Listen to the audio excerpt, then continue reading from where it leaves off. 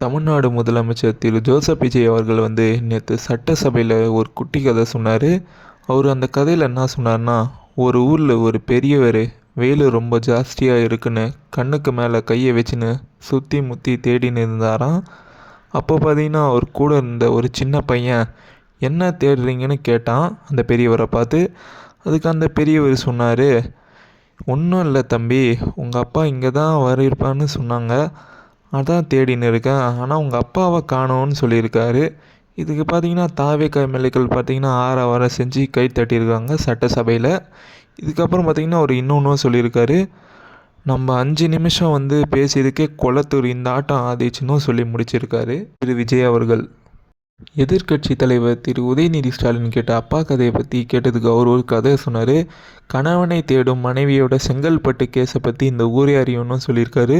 அது மட்டும் இல்லாமல் சட்டசபை பார்த்திங்கன்னா இந்த டைரக்டராக சபாநாயகரும் அசிஸ்டன்ட் டைரக்டராக அமைச்சர்களும் செயல்படுறாங்கன்னு சொல்லியிருக்காரு.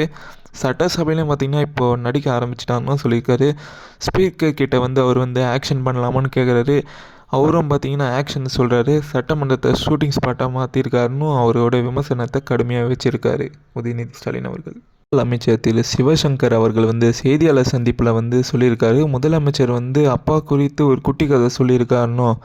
இதுக்கு முன்னாடிலாம் பார்த்திங்கன்னா குட்டி கதைகளை பார்த்திங்கன்னா தேர்தல் மற்றும் திரைப்பட விழாவில் தான் சொல்லுவார்னு சொல்லியிருக்காரு. அதே மாதிரி பார்த்திங்கன்னா ஒரு இன்னொரு கதையும் சொல்லியிருக்காரு. விஜயோட அவங்க அப்பா அவர்கிட்ட எப்படி விஜய் நடந்துக்கினான்னு சொல்லியிருக்காரு. அதாவது அவர் எப்படி பேட்டி தந்திருப்பார்னா, என் மகன் என் கட்டுப்பாட்டில் இல்லை, புஷியான் கட்டுப்பாட்டில் தான் இருக்கத்தான் சொல்லியிருக்காரு. ஆனால் இது குறித்து இது வரைக்கும் விஜய் எதுவுமே பேசலன்னு முன்னாள் அமைச்சர் தன்னுடைய கண்டனத்தை தெரிவிச்சிருக்காரு. அது மட்டும் இல்லாமல் அவர் இன்னொரு விஷயமும் சொல்லிக்கிறாரு. கணவனை காணவில்லைன்னு மனைவி செங்கல்பட்டு கேஸ் இந்த ஊரே அறியும்னு அவரும் சொல்லியிருக்காரு. அது மட்டும் இல்லாமல் அப்பாவை காணாமல் மகனும் மகளும் தவிச்சு போயிருக்காங்கன்னு அவர் விமர்சனத்தை வச்சுருக்காரு. அது மட்டும் இல்லாமல் ஒரு இன்னொரு கருத்தையும் சொல்லியிருக்காரு. ஆனால் ஒரு தலைவர் மு.க. ஸ்டாலின் பற்றி பார்த்திங்கன்னா எதிர்கட்சியாக இருந்தாலும் பாட்டாளி மக்கள் கட்சி தலைவர் திரு ராமதாஸ் அவர்கள் என்ன சொல்லியிருப்பார்னா, மகன் என்றால் மு.க. ஸ்டாலினை போல் இருக்க வேணும்னு சொல்லியிருக்காரு. அதே மாதிரி பார்த்திங்கன்னா அவர் இன்னொரு விஷயமும் கண்டனத்தை தெரிவிச்சிருக்காரு. இவங்க 6 மாதம்னு அவகாசம் கேட்குறாங்கன்னோ, இன்றைக்கி ஃபீவர்னால் பார்த்திங்கன்னா இன்றைக்கி தான் ஹாஸ்பிட்டலுக்கு போனோன்னோ, அதே மாதிரி பார்த்திங்கன்னா சட்ட ஒழுங்கு பிரச்சனைனா இன்றைக்கி தான் கேட்பேன்னு சொல்லியிருக்காரு. இது குறித்து அமைதியாக இருக்க முடியும்னு சிவசங்கர் அவர்கள் தெரிவிச்சிருக்காரு. அது மட்டும் இல்லாமல் சிவசங்கர் அவர்கள் இன்னொன்றும் தெரிவிச்சிருக்காரு.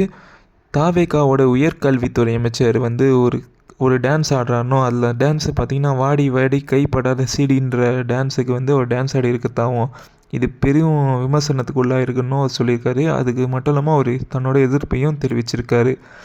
அதே மாதிரி பார்த்திங்கன்னா அவங்களோட தாவேகா கட்சியை சேர்ந்தவங்கலாம் பார்த்திங்கன்னா ஸ்கூல் பிள்ளைங்களை போயிட்டு சினிமா பாட்டு பாட சொல்கிறாங்கன்னோ, ஆட சொல்கிறாங்கன்னோ, வெயிலில் நிற்க சொல்கிறாங்கன்னோ அவர் தன்னுடைய கண்டனத்தை கடுமையாக சொல்லியிருக்காரு.